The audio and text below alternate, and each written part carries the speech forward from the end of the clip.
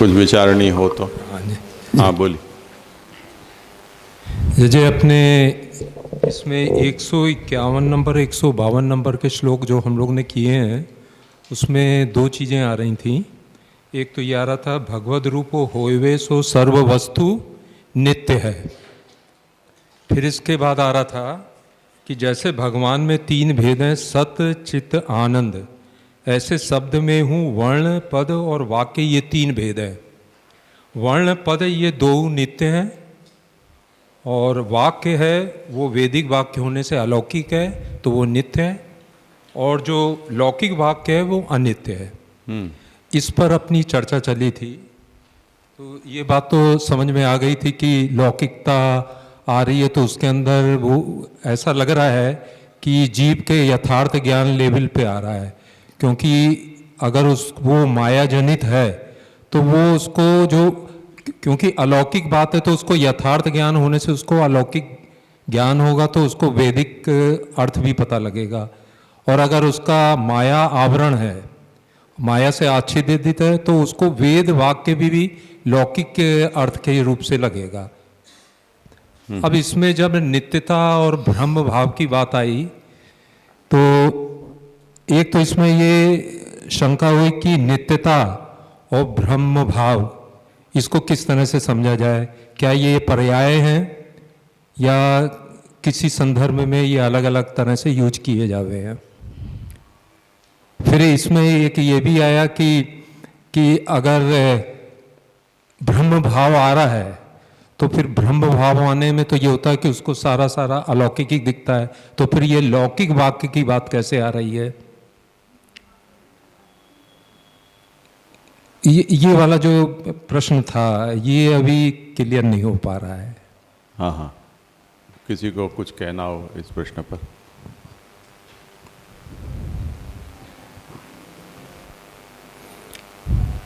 नित्यता और ब्रह्म भाव ये दोनों अलग वस्तु हैं।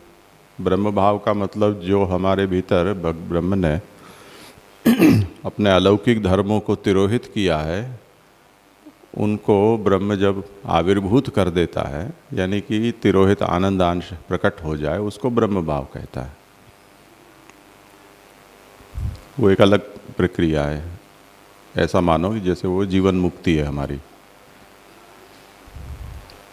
नित्यता का मतलब है जो कभी भी जिसका नाश न हो, जिसकी असत्ता न हो, जो सदा विद्यमान हो, उसका मतलब होता है नित्यता।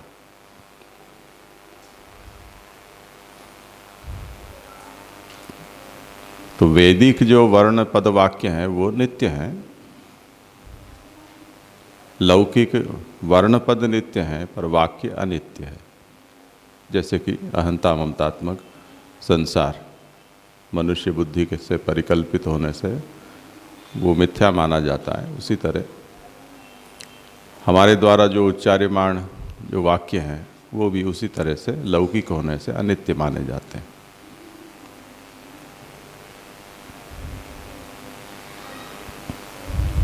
इसमें कुछ हो विचारणीय तो। इसमें दूसरा जो ये प्रश्न आ रहा है कि ब्रह्म भाव, मान लो जिससे जीव को ब्रह्म भाव आ रहा है तो ब्रह्म भाव होने से उसको कोई लौकिकता दिखेगी नहीं क्या? या जैसे अपने ये देखते हैं कि प्रपंच भगवत स्वरूप है, तो अगर उसके अंदर ये ब्रह्म भाव आ रहा तो उसको इतना तो ज्ञान, यथार्थ ज्ञान होने से उसको तो ये तो लग रहा है कि ये प्रपंच है, ये भी भगवत रूप है। तो ये यथार्थ ज्ञान होने से उसको ये तो पता लग ही रहा है। अब वो उसको ऐसा नहीं लग रहा कि सारी लौकिक चीज़ें अलौकिक ही दिखेंगी।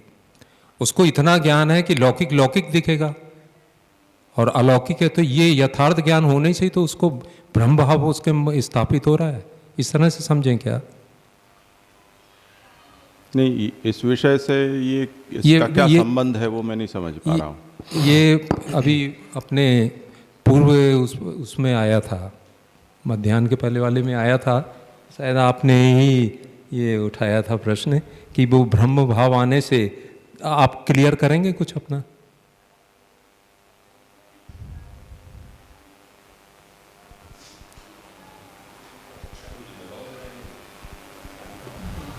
प्रणाम जी। मैं ब्रह्म भाव नहीं मगर ब्रह्म दृष्टि जो करना चाहता है उसके बारे में, जिसको ब्रह्म भाव आ गया है तो उसको तो सभी जगह पे ब्रह्म दिख रहा है। ऐसे कहा जाता है कि अगर ब्रह्म दृष्टि हमको गुजराती में कहवाय केळवी होय, तो जैसे ब्रह्म दृष्टि अगर हमको सभी भी जगह पे करनी है तो गाय में, गधे में, सब में हमको ब्रह्म दिखना चाहिए। ऐसा कर्तव्यतया तो नहीं कह सकते, मगर ऐसा थोड़ा समझाना चाह रहे हैं कि ब्रह्म दृष्टि अगर आपको करनी है तो सभी में ब्रह्म दिखना चाहिए।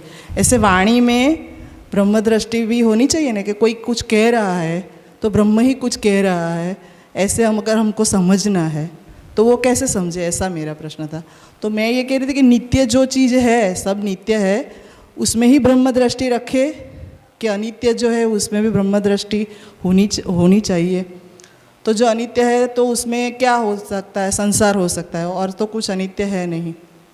तो वहाँ पे जय ने ये बताया कि जैसे अहंता ममता का हम अनित्य होने के बजाय भी हम भगवान को समर्पित करते हैं, उपयोग करते हैं उसका, इस तरह से ऐसे भी वाणी सब लौकिक है, क्योंकि लोक में जो प्रकट है वो सभी वाणी ऐसे लौकिक है और वो अपने मन के विचार से सब प्रकट होती है। तो जिसमें राजस गुण है, तामस गुण है, सात्विक, अलग अलग स्वभाव वालों की अलग अलग वाणी होती है, तो वो हम कैसे ग्रहण करेंगे। तो जैसे जलभेद में कहा गया है कि ये नहीं सुनना चाहिए, ये सुनना चाहिए, इस तरह से, तो ये सभी लौकिक वाणी है। तो उसमें जो सेंटेंस होता है, वाक्य, वो नित्य नहीं है, क्योंकि व्यक्ति के मन के ऊपर आधारित वो वाक्य होता है। उसमें जो वर्ण मतलब अक्षर और शब्द जो है वो नित्य है, तो शब्द वगैरह तो भगवान खुद है, मगर वो सेंटेंस बनाने वाला है वो व्यक्ति है, तो वो लौकिक हुई वाणी, तो वो अनित्य है, क्योंकि अपने विचार से वो प्रकट कर रहा है। तो जैसे हम संसार में देखते हैं कि वो अनित्य है, फिर भी हम उसका उपयोग किसी तरह से करते हैं समर्पण में, इसी तरह से वाणी को भी उपयोग कर सकते हैं, मगर उसको नित्य नहीं माननी चाहिए। वो वाणी का अगर हमको ऐसा लग रहा है कि वो सत्य है, मतलब वेद के अनुसार कहा गया है, शास्त्र के अनुसारित वाणी है, उतना हमको देख के वो वाणी को हम उपयोग कर सकते हैं। तो सभी वाणी का उपयोग बताया सेंटेंस का, लोक में जो है वो हम हमारे अलौकिक में ऐसे उपयोग कर सकते हैं, मगर वो नित्य नहीं है। इतना समझ में आया जैसे आपने जो कहा उसमें। ठीक है।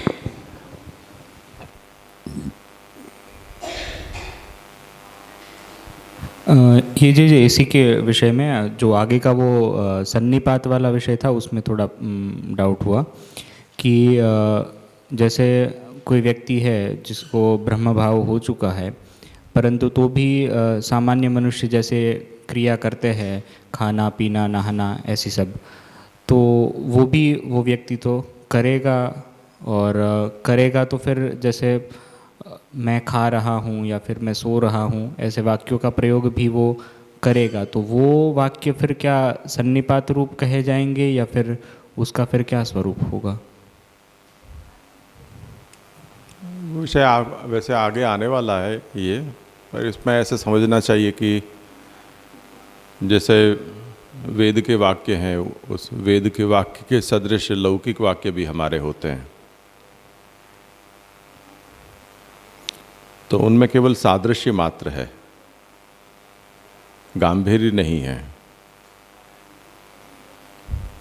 तो जैसे पुतला हम बनाते हैं, वो घोड़े का पुतला महाप्रभु ने उदाहरण दिया है कि घोड़े का पुतला बनाते हैं, उसको भी हम घोड़ा कहते हैं, पर उसकी सवारी नहीं की जा सकती है। तो सादृश्य मात्र से वेद तुल्य अनित्यता या वेद तुल्य प्रामाण्य किसी में नहीं आ सकता है। इतना अंतर उसमें समझना चाहिए।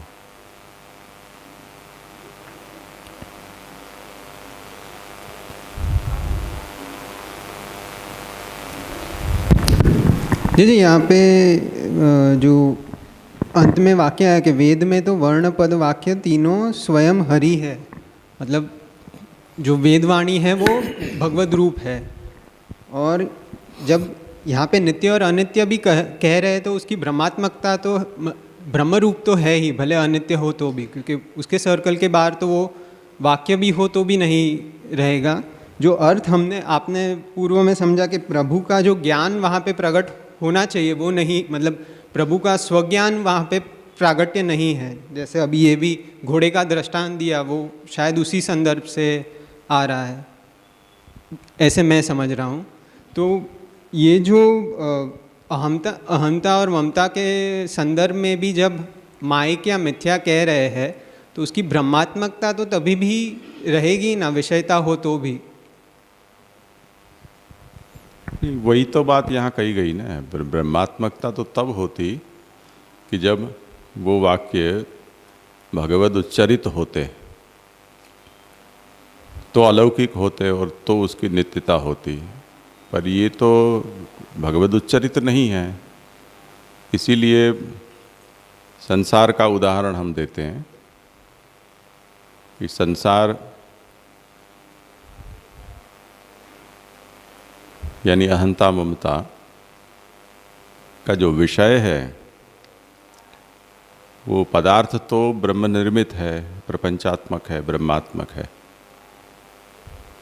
पर उससे जुड़ी हुई हमारी जो ममता है, हमारी जो अहंता है, वो ब्रह्मात्मिका नहीं है।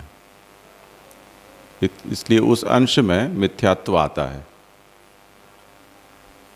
इसी तरह जो वर्णपद हैं वो तो शब्द ब्रह्म के रूप में ही वो प्रकट हुए हैं, पर उनको मिला जुला कर हम जो वाक्य प्रकट करते हैं वो शब्द ब्रह्म का प्राकट्य नहीं है, वो हमारा कंस्ट्रक्शन है।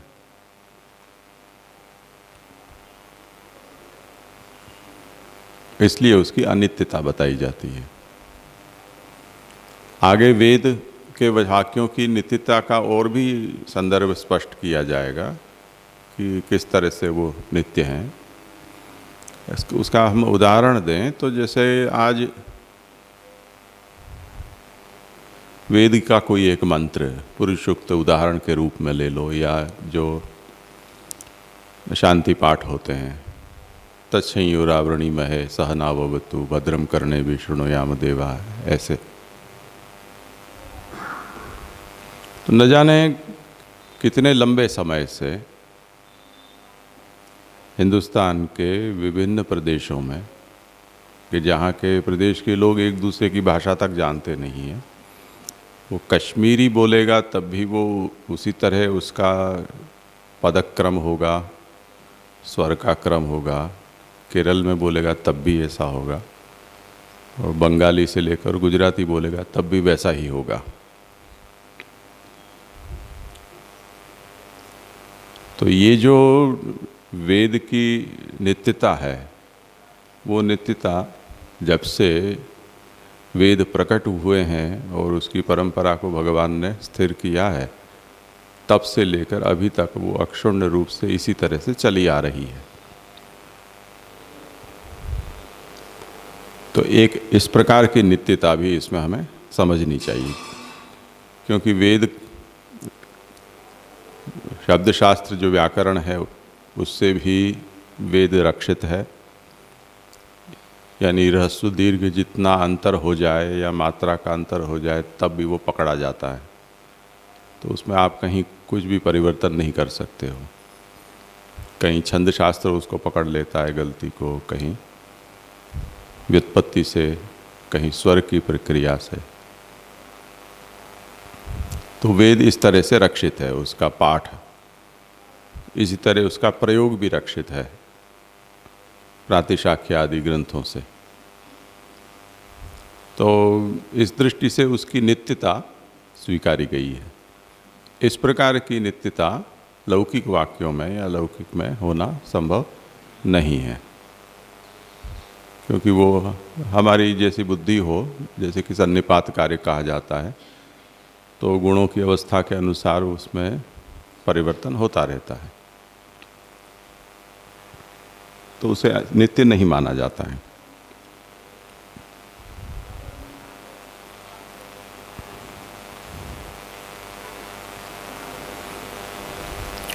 करें तो यहाँ तक ये विषय विचार में आया कि शब्द ब्रह्म जो प्रकट होता है उसके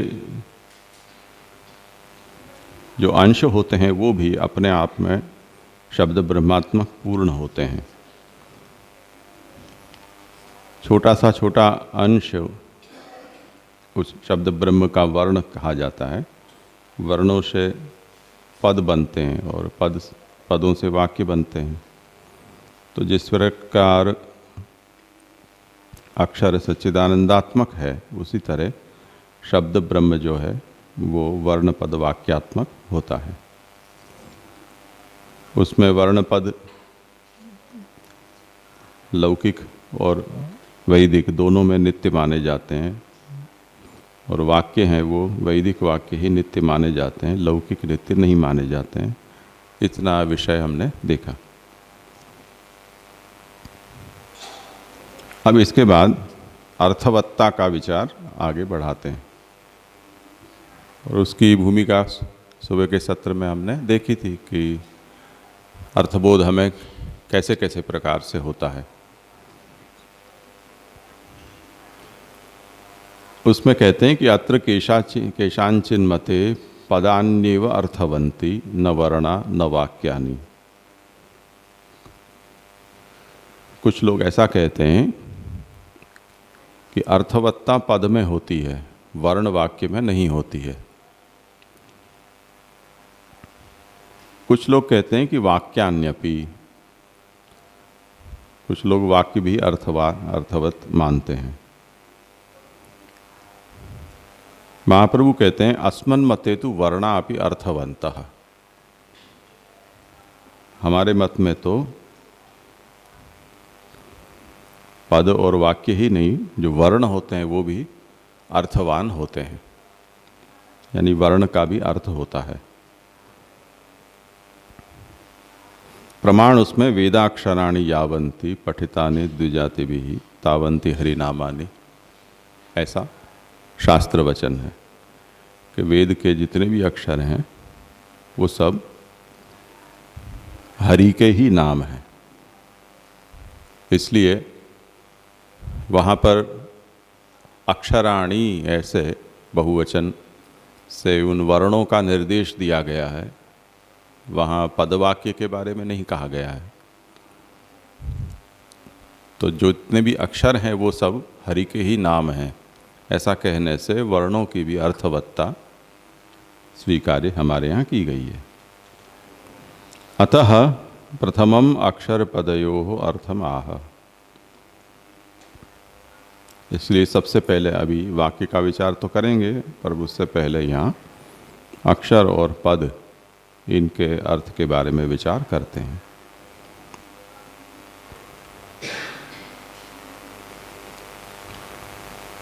वर्णाः पदानि सर्वाणि भगवद्वाचकत्वतः सर्वार्थाण्येव सर्वत्र व्यवहृत्यै तथापितु। सभी वर्ण और पद हैं वो भगवान के वाचक होने से सर्वार्थक होते हैं, यानी सबका, सभी वर्णों और सभी पदों का अर्थ सर्व होता है।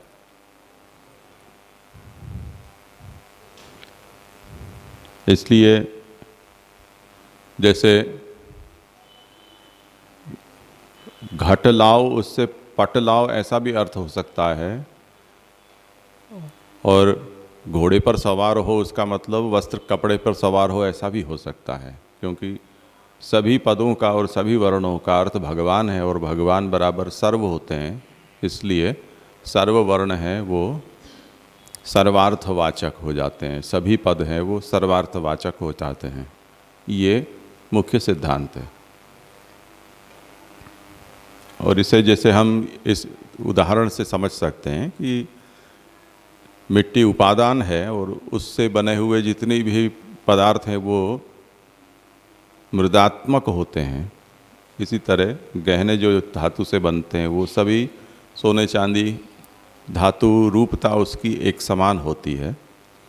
उसमें उसका क्या रूप है या उसका क्या नाम है, उसका क्या उपयोग है, उससे उसके तत्व में कोई अंतर नहीं आता है।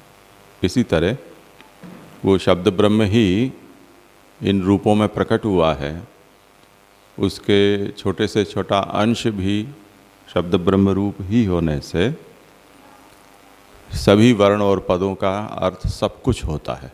ये सिद्धांत है मुख्य। तथापि व्यवहृत्यै लोके शक्ति संकोचतो विशेषख्यापकानि, पर क्योंकि हम जो व्यवहार में जब आते हैं तब हमारे लिए ये संभव नहीं रह जाता है कि ऐसा असंकुचित वर्ण पदों का व्यवहार हम करें और उनसे सब लोग समझ भी जाएं। यानी भूख लगी है तो कपड़ा आ जाए, ऐसा न हो, खाना ही आए। ठंड लगती हो तो कोई बर्फ़ न ले आए। तो वो शक्ति संकोच होने के लिए भगवान ने ही वो संकोच इस तरह से किया है कि इस शब्द से इस अर्थ का बोध हो। तो वो अर्थ संकोच भगवान ने अपनी इच्छा से किया है, जिससे कि व्यवहार सुगम हो। और ये बात हम आज की तारीख में बहुत अच्छी तरह से समझ सकते हैं। ये आजकल जो कंप्यूटर की टेक्नोलॉजी का उपयोग करते हैं वो इस बात को जानते हैं, उनकी जो मैकेनिज़्म है इंटरनल, हमें जो भी स्क्रीन के ऊपर दिखलाई देता है वो जितने भी नाम रूप हैं या कर्म हैं, उसका जो आंतरिक स्वरूप है वो तो 0-1 जैसा ही है। तो कोई भी 0 का और 1 का कॉम्बिनेशन बनाकर आप उसमें कुछ भी बना सकते हो। तो जब आप कोडिंग करते हो उस समय आप उसको कोई एक निश्चित आकृति, निश्चित रंग, निश्चित ध्वनि या निश्चित मोशन, ऐसा एक अर्थ आप उसको एस्क्राइब करते हो, तब वो आपकी उस प्रोग्राम में या एप्लीकेशन में वो वस्तु उस तरह से व्यवहार करती है। उसको आप चाहो तो बदल भी सकते हो। वो जितनी भी कोडिंग है उसको डिकोड करके और वाइप आउट कर सकते हो, फिर से आप शून्य बना देते हो तो शून्य बन रह जाएगा। जैसे महाप्रलय के समय सभी नाम रूपों का विलय ब्रह्म में हो जाता है और नवीन सृष्टि में फिर से नवीन रूप से भगवान करते हैं उस तरह से। तो ये सर्वम सर्वमयम का ये सबसे बड़ा एक उदाहरण है, ऐसा हम समझ सकते हैं। दूसरा, जैसे जो मेडिकल साइंस है, हमारा शरीर शास्त्र, वो हमें ये समझाता है कि हमारा जो शरीर है उसका एक छोटे से छोटा अंश भी हमारे जैसा ही दूसरा शरीर बनाने में समर्थ है, जेनेटिक इंजीनियरिंग के सिद्धांत के अनुसार। तो वो डोली नाम की एक भेड़ वैज्ञानिकों ने क्लोनिंग करके और बनाई थी।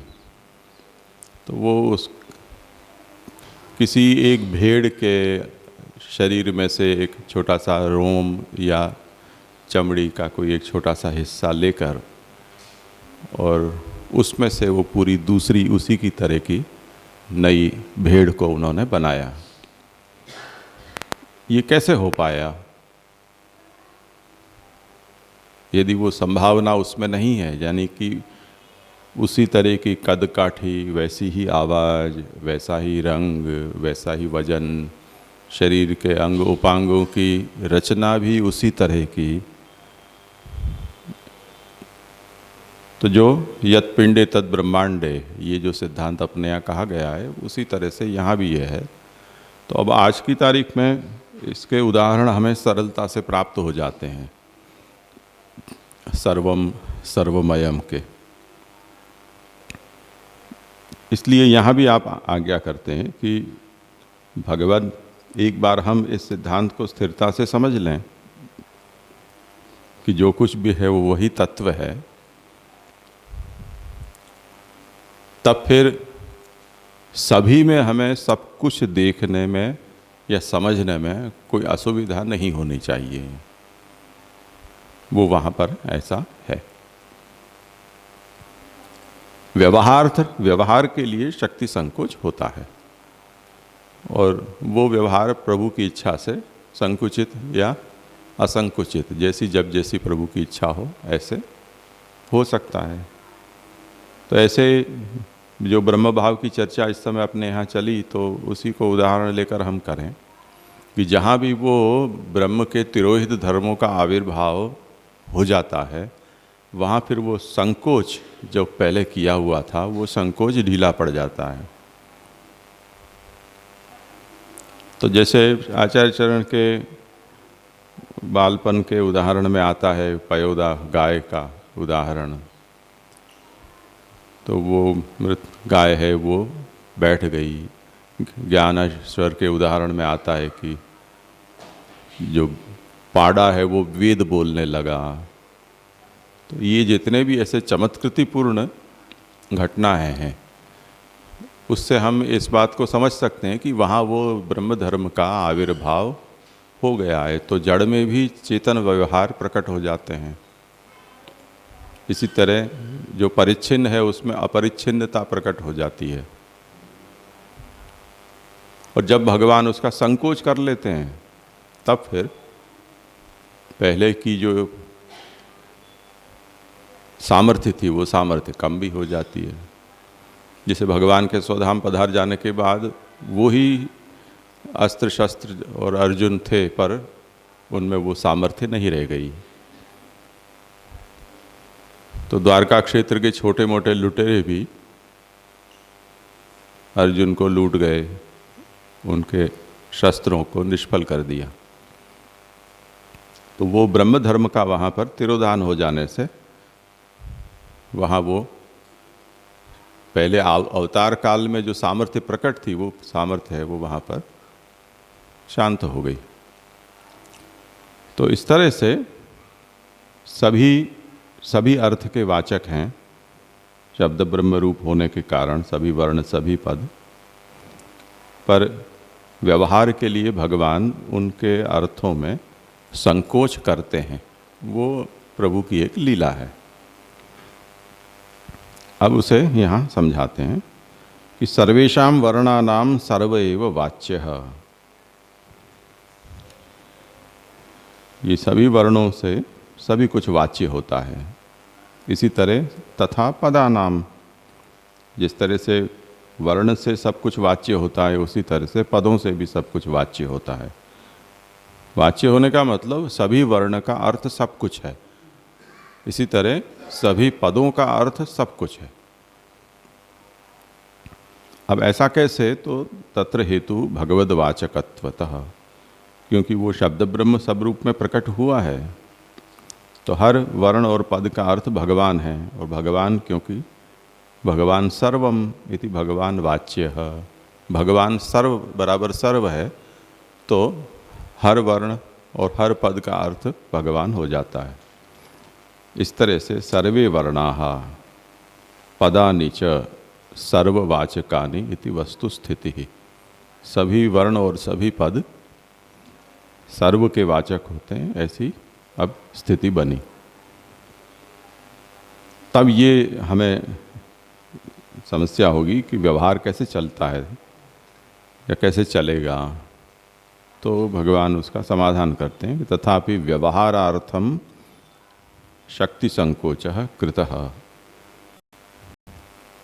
अब सभी से सभी अर्थ समझ में आने लग जाएंगे तो व्यवहार नहीं चलेगा, इसलिए व्यवहार चलता रहे उसके लिए उसके अर्थ में संकोच किया गया है। शक्ति संकोच का मतलब जो शब्द सभी अर्थों को जता रहा है, उस अर्थ को जताने की शक्ति में कुछ हमने, जैसे नल को धीरा कर देते हैं और जिसमें से जोर से पानी आता है वो बूंदे बूंदे टपक टपक कर पानी आने लग जाए, ये संकोच हो गया। तो अब वो जो पद या वर्ण है वो केवल उन्हीं अर्थों को हमें समझाएंगे कि जो व्याकरण शास्त्र या हमारा कोश वो हमें नियत करके देगा कि आज से इस शब्द का अर्थ ये होगा। उसे समझाते हैं। शक्ति संकोच क्या है कि देश काल विभेदेन अस्माभिः उच्चार्यमाणो अयम शब्दः इममेव अर्थम बोधयतु न तो अन्यम इति संकोचः। देश काल के विभेद से हम जिस शब्द का उच्चार करेंगे उस शब्द से इसी अर्थ का बोध हो, यही मतलब उसका निकले और कोई अर्थ न निकले, ये संकोच है। तो हर शास्त्र में अपनी अपनी एक परिभाषा बनती है, संज्ञा प्रकरण जैसे होता है उस तरह से कि अब हम यहाँ, जैसे वो कानूनी दस्तावेजों में होता है वादी प्रतिवादी ऐसे, तो पहले उसको डिफाइन कर दिया जाता है कि वादी तो इतने, प्रतिवादी तो इतने, तो वादी नंबर 1, प्रतिवादी नंबर 1, उसका मतलब क्या है वो समझ लो। इस डॉक्यूमेंट में जब वादी लिखा है तो इसका मतलब ये व्यक्ति जिसका ये एड्रेस है, जिसकी ये नागरिकता है, वो निश्चित हो गया। ये शक्ति संकोच। अब वादी शब्द दुनिया में बहुत जगह प्रयुक्त तो होता हो, पर उस डॉक्यूमेंट के शुरुआत में आपने वादी शब्द के साथ जिसको इक्वेट किया है वो ही वहाँ पर उसका अर्थ होगा। ये शक्ति संकोच। अन्यथा वादी शब्द है वो पूरा संसार का वाचक बन सकता है। अतो लोके विशेषाख्यापकानि जातानि, इसलिए वर्णपद हैं वो वैसे सर्वार्थवाचक होते हैं, फिर भी जब लोक व्यवहार में आते हैं तब कुछ विशेष अर्थ के ही ख्यापक होते हैं, जताने वाले होते हैं। समझे? अब इसमें भी समस्याएं आती हैं क्योंकि शब्दों की संख्या वस्तु की संख्या जितनी नहीं होती है। वस्तु व्यक्तियों को हम गिने तो उसकी कोई सीमा ही नहीं है। जैसे किसी ने, टीचर का एक उदाहरण आता है, उसमें बच्चों को पूछा कि तुम 4 पशुओं के नाम बताओ। अब बच्चे को उस समय स्वस्थता नहीं थी, तो उसने कहा कि एक मदर बिल्ली, एक फादर बिल्ली, एक उसका बच्चा बिल्ली और चौथा उसकी बच्ची बिल्ली। तो इस तरह से छोटा परिवार सुखी परिवार, ऐसा उदाहरण बिल्लियों का गिना के चारों 4 बिल्लियों को उसने गिना दिया। तो अब वस्तु तो इतनी है, उतने नाम, उनकी संज्ञाएं हमारे पास उतनी नहीं होती हैं। तब हमें कुछ उसमें चतुराई करनी पड़ती है। इन दिनों सब लोग अपनी फ़ोन बुक में भी ये समस्याओं का अनुभव करते होते हैं। एक समान नाम होते हैं तो या तो उसके आगे पीछे कुछ उपसर्ग या प्रत्यय ऐसा लगा कर और उस व्यक्ति को अलग करते हैं। कहीं गांव का नाम लगा देते हैं, कहीं जाति लगा देते हैं, ऐसा। तो हमारे पास वो शब्द कम है। उस शब्द कम होने के कारण, वस्तु ज़्यादा होने के कारण हमें ऐसा करना पड़ता है। कई स्थानों में ऐसा होता है कि जब वस्तु कम होती है तो शब्द ज़्यादा हो जाते हैं। साहित्यकार है, वो बैठे बैठे शब्दों के जगत में विचरित करते रहते हैं, तो नए नए शब्द किसी एक ही वस्तु के लिए खोज निकालते हैं। अपने यहाँ भी अगर हम कोश ग्रंथों को देखें तो खाना, जाना, मारना, ये जो क्रियाएं हैं, इनके लिए इतने शब्द हैं कि जिसके जितनी दुनिया में कहीं ना हो। किसी का भी अर्थ मारना हो सकता है, किसी का भी अर्थ खाना हो सकता है। 50 शब्द हमको खाने के विषय में मिलेंगे, सैकड़ों शब्द हमको मारने के विषय में मिलेंगे। तो कहीं पर ऐसा है कि जो क्रियाएं हम बहुत ज़्यादा करते हैं, उसके अलग अलग अर्थ छाया को बताने के लिए एक ही शब्द पर्याप्त नहीं होता है। एक पढ़ा था कहीं कि हमारी भाषा में ऐसी विशेषता है कि जैसे हमारी टांग है, पाँव हैं, चरण हैं, तो अब अर्थ तो वही है जिससे हम हमारी इंद्रिय एक गमन क्रिया करने वाली, पर किसी की बात में अगर हम अड़ाते हैं तो वो टांग होती है, उसमें चरण अड़ाओ ऐसा नहीं बोला जाता है। और अगर आदर देने के लिए छूना है तो चरण स्पर्श कहा जाता है, उसमें फिर टांग आपकी टंगड़ी लाओ ऐसा हम नहीं कह सकते। ऐसे 15-20 नाम हमारी टंगड़ी और पाँव और चरण और उसके लिए लिखा करो, कहाँ कहाँ उसका औचित्य है, कौन से शब्द का, वो उन्होंने बताया, बड़ा रोचक है। तो यहाँ ये बात है कि लोके विशेषख्यापकानि जातानि, देश काल के भेद से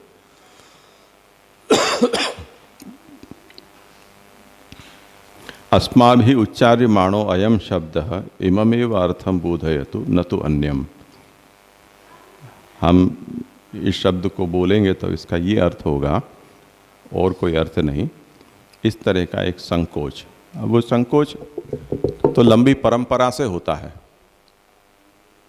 कौन ये संकोच प्रकट करता है? हम आद्य कारण भगवान कहते हैं, परंतु व्यवहार में हम इस बात को देखते हैं कि शब्द है वो अपनी यात्रा चालू रखते हैं, क्योंकि हम सब जो विषय बोलते हैं वो जीवंत रहता है। किताब जिस काल में उस शब्द का जो करंट अर्थ था वो लिख देती है, पर जरूरी नहीं है कि आपके काल में वो अर्थ कंटिन्यू रहे, कोई और शब्द भी वो अर्थ एक्वायर कर सकता है। तो ये अर्थ संकोच है वो व्यवहार में होता है। उसमें बताते हैं कि तत्र सुपः कूपो यूपः इत्यत्र वर्णानां तुल्यत्वेपि न अर्थ प्रतिपादकत्वम व्यवहार सिद्ध्यै तथांगीकारात्। उदाहरणतया जैसे सूपः, कूपः, यूपः, इसमें ककार, यकार और सकार ये अलग हैं, बाकी ऊपः तीनों में समान है। अब जब हम सूपः कहेंगे तब सकारोत्तरवर्ती दीर्घ उकार और पकार और विसर्ग ऐसे मिलकर और एक पद बना। उसमें सूप, यूप और कूप में जो अंतर है वो केवल आद्य वर्ण का है, जो व्यंजन का प्रयोग हुआ है, पर उससे अर्थ में परिवर्तन हो रहा है। कोई ये कहेगा कि 3 हिस्से तो वो की वो हैं, केवल एक हिस्सा बदला है, तब फिर जो बहुमति वाला सिद्धांत है वो ये कहेगा कि जितना वजन जिसका ज़्यादा है वो अर्थ प्रधान रहना चाहिए, और जो परिवर्तन अल्पांश में हुआ है उससे अर्थ नहीं होना चाहिए। तो फिर ऊपः कॉमन है तो ऊप ही कोई विशेष अर्थ बताएगा, और ककार है वो गौण मान लो, या सकार है उसको गौण मान लो, पर ऐसा नहीं होता है। जब किसी पद का अर्थ बनता है तब कलेक्टिवली बनता है, उसके अंगों से नहीं बनता है। तो जब आप एक पद का प्रयोग करते हो तब वो पद जिन वर्णों से घटित है उनका अर्थ उसमें गौण हो जाता है। हो सकता है कि दीर्घ उकार और उसके बाद आने वाला जो पकार है उसका अपने आप में कोई अर्थ हो, परंतु जब आपने सकार के साथ उसको जोड़ दिया, सुपह कर दिया, तब फिर अब कलेक्टिवली जो अर्थ होगा वही उसका अर्थ होगा। अंगों का जो स्वतंत्र अर्थ है वो अर्थ वहाँ पर मुख्य नहीं रहेगा। तो इसलिए महाप्रभु यहाँ उदाहरण देते हैं कि जो आरंभ में ये प्रश्न किया था ना कि कहीं पर वर्ण की अर्थवत्ता मानते हैं, कहीं पदों की मानते हैं, कहीं वाक्यों की मानते हैं, और महाप्रभु कहते हैं कि हमारे यहाँ तो क्योंकि सब कुछ भगवान के नाम ही होने से वेद के अक्षर हैं वो भी अर्थवान होते हैं, तो वर्ण भी हमारे यहाँ अर्थवत माने जाते हैं। तो उसमें ये बात आती है कि जैसे सूपह कूपह यूपह, इसमें कुछ तुल्यता है और कुछ भिन्नता है। तो जिनके कारण भिन्नता आती है, तब जितने समान अंश हैं उन समान अंशों का अर्थ वो नहीं होगा जो दूसरे शब्द में हो रहा है। तो कूप का अर्थ जैसे कुआं हुआ, पानी के लिए हम जो गड्ढा खोदते हैं। सूप का मतलब दाल होता है, यूब का मतलब खंबा होता है। अब ये जो अर्थ है इसका रूढ़ अर्थ है। इसमें भले ही दीर्घ उकार और पकार कॉमन हो तीनों में, फिर भी उसमें ये अर्थ में अंतर आता है। इसलिए जो समान वर्ण इसमें आते हैं उसके बाद भी उसकी अर्थ प्रतिपादकता स्वीकार्य नहीं मानी जाती है। क्यों? व्यवहार सिद्धि तथा अंगीकारात्। व्यवहार इसी तरह चलता है, तो व्यवहार के लिए ऐसा स्वीकार किया जाता है। अन्यथा अच प्रत्ययादेह अर्थो न स्यात्। अब ये कहते हैं कि जब आपने इस तरह से जो वर्ण है उनको अर्थ प्रतिपादक नहीं स्वीकारा, जो समान वर्ण है इन तीनों में, तब उस स्थिति में क्या वर्ण निरर्थक हो जाएंगे? केवल पद का ही अर्थ होगा, वर्ण का कोई अर्थ नहीं होगा, ऐसा मतलब निकल रहा है। तो महाप्रभु कहते हैं कि नहीं, ऐसा नहीं है, वर्ण का अर्थ भी होता है। जैसे अच, ये अच जो है वो जितने भी स्वर होते हैं, स्वर वर्ण, उन स्वर वर्णों का एक सांकेतिक नाम है। ऐ युर एवं ऐ औच, तो उसको अच कहा जाता है। तो सभी वर्णों को यहाँ अच पद से समझाया। अब अच जो है वो अपने आप में कोई व्याकरण शुद्ध कोई प्रकृति प्रत्ययात्मक पद नहीं है। इसमें कोई प्रकृति नहीं है, कोई प्रत्यय नहीं है।